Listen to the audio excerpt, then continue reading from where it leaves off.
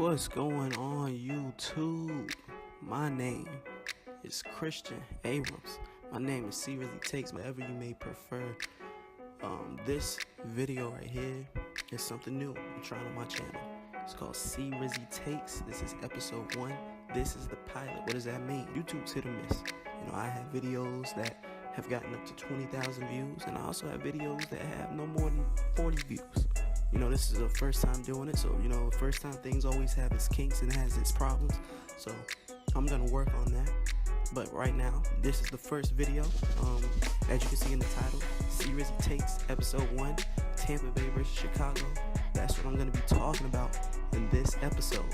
So I'm gonna give my takes. I'm gonna give a breakdown of the positions where I think they may have an advantage, where I think we have an advantage, and then I'm gonna give my prediction at the end. So let's get into the video, man.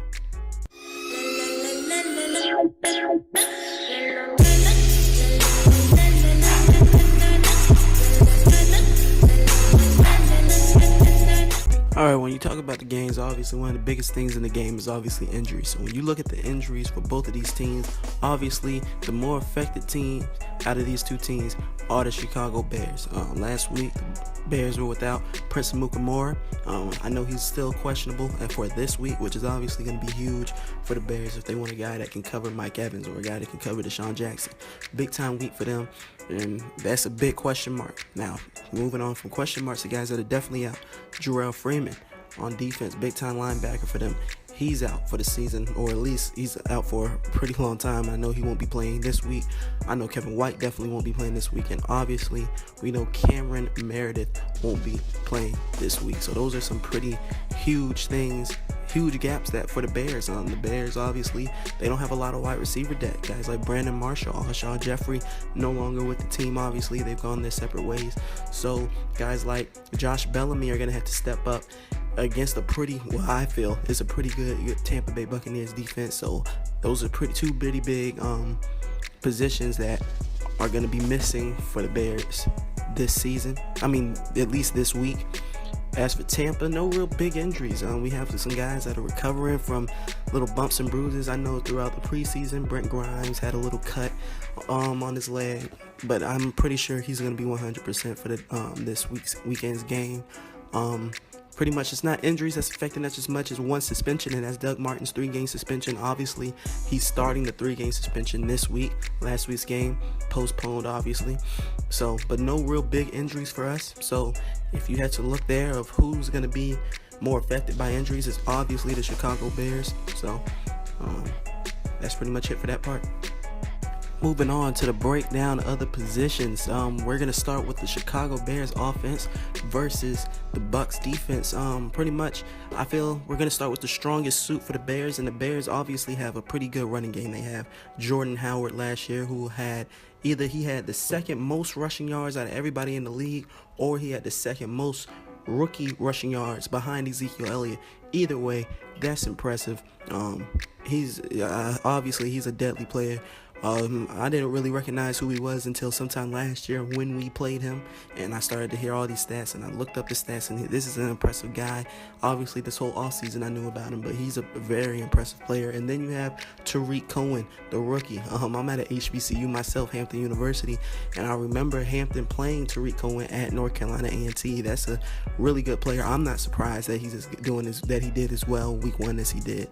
And obviously, I think Tariq Cohen, with the fact that another receiver's going down, I think he's going to get a lot more catches this upcoming week.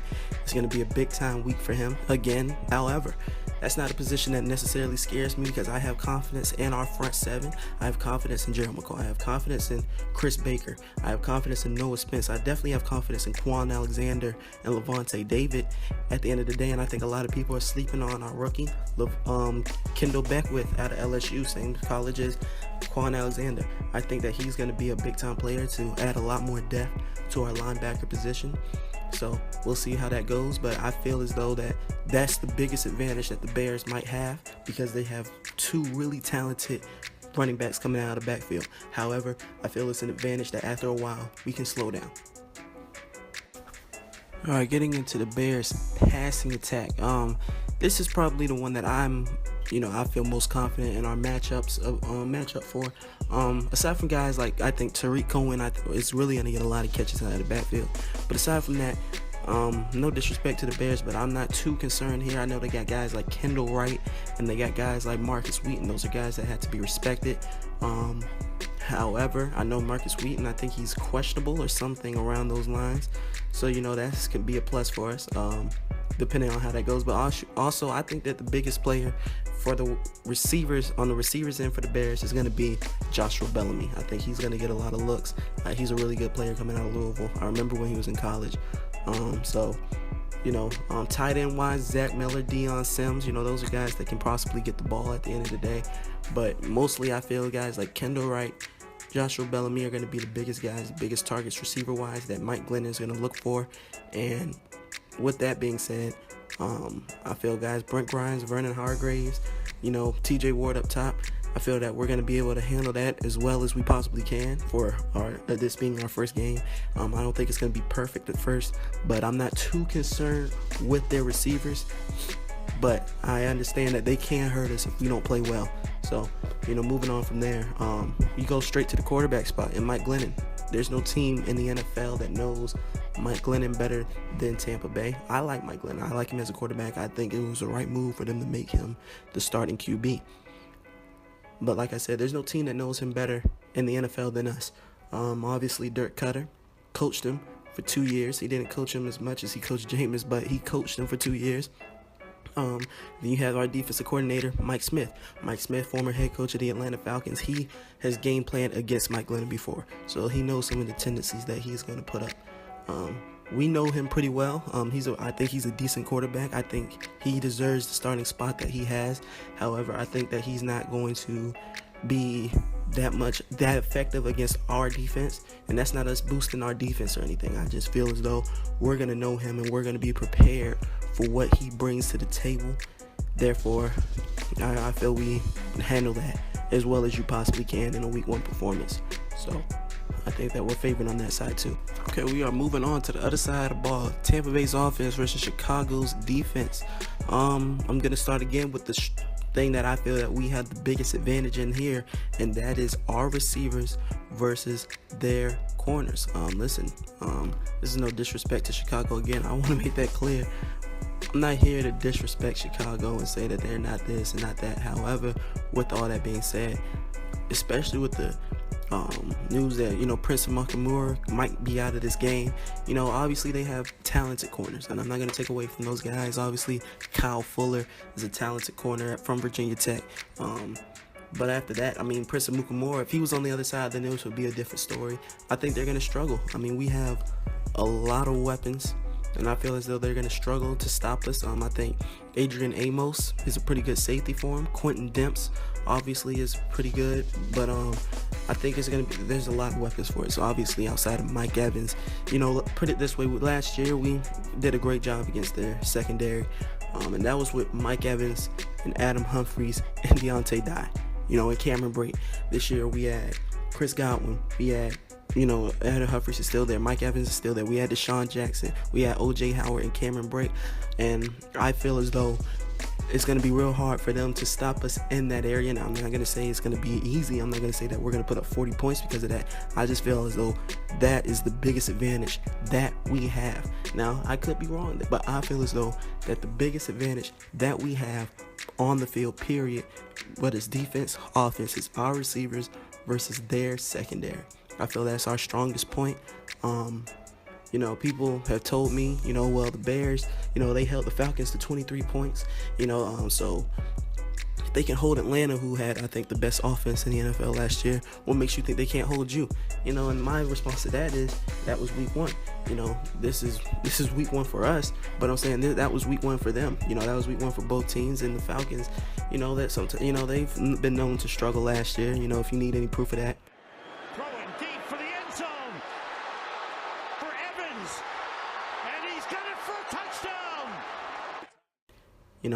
Just Tech back last year.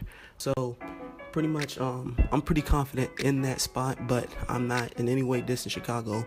It's obviously something that they can take advantage of us not respecting them and turn it against us, but I feel as though that is the biggest advantage that we have on paper against the Bears out of any position. Moving on from that, I get to the running game for Tampa now. That's a question for us. I think that's something that's going to be a problem for us for these next 3 weeks. Obviously Doug Martin suspended for 3 games. So that leaves us with CRizzy Rodgers. It leaves us with Charles Sims. It leaves us with Peyton Barber. Personally, I don't know if this is true or not, but personally, I hope that CRizzy Rodgers is going to be the number 1 back this coming Sunday. Now, I want Charles Sims catching passes out the backfield. I do hope that we see a lot of that on Sunday. I don't want him getting a lot of carries. I feel CRizzy Rodgers is a lot better as a runner than him. And the Chicago Bears linebackers and linemen, I think that that's probably one of their strongest suits, even with Jarrell Freeman being injured. Guys like Pernell McPhee, Willie Young, I think that this is a good defense front 7. That's probably the strongest point that they have. I have a lot of respect for guys like Akeem Hicks and Danny Trevathan. I mean, this is a good front 7. So I think, with the O-line that has had struggles in the past, and with these running backs, that could be a problem. And we could find ourselves being pretty one-dimensional this week and the next 3 weeks.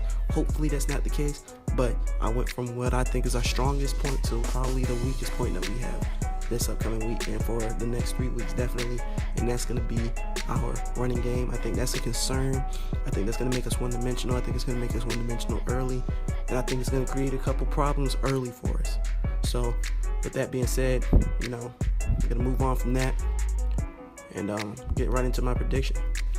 All right, now getting into my prediction for this game. All right, like I said before, I think early Tampa's going to have to be one-dimensional. I think it's going to be early. We're not going to be able to run the ball. It's going to force a lot of passes from Jameis early. I think our defense holds out for a little bit. And being that this is week 1 for us, week 2 for them, I think they're going to be a little bit more on point, a little bit more accurate in what they do. However, I think we recover. I'm going to say Jameis throws an interception early. I say he comes early in the game, mid first quarter, early second quarter. I think he throws an interception early. I think he gets it out the way. I think after that he kind of starts, recovering and doing much better for himself. I think Jordan Howard, Tariq Cohen, they get them in the game. I think they take the lead early. With on the backs of Jordan Howard and Tariq Cohen. But at the end of the day, I think Tampa wins this game by a score of 27-14. 27-14. I think that's a pretty good score. That's pretty much what I think is going to happen there. I think Jameis Winston, I say he throws 292 yards, 3 touchdowns, and I say he throws 1 pick, like I said earlier. CRizzy Rodgers, Charles Sims, they're splitting carries. They're probably going to split a lot of carries. I'm not going to give really a prediction stat line for them. That's going to be a little hard to do. And as for, I say Mike Evans gets a touchdown. I say Brake gets a touchdown. And then I'll say Brake gets 2 touchdowns, and I say Evans gets a touchdown.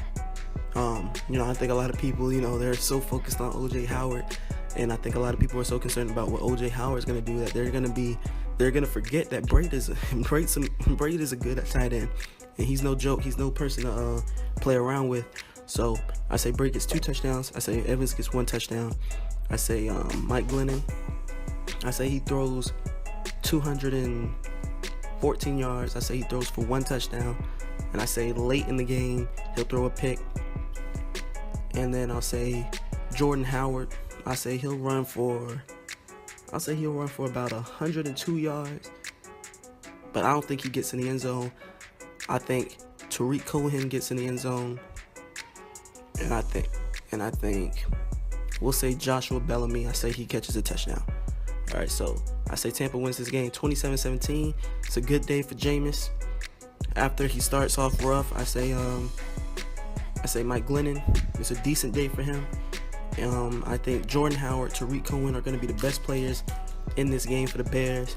And in this game, I think Cameron Brake will be the best player aside from Jameis in this game for Tampa Bay.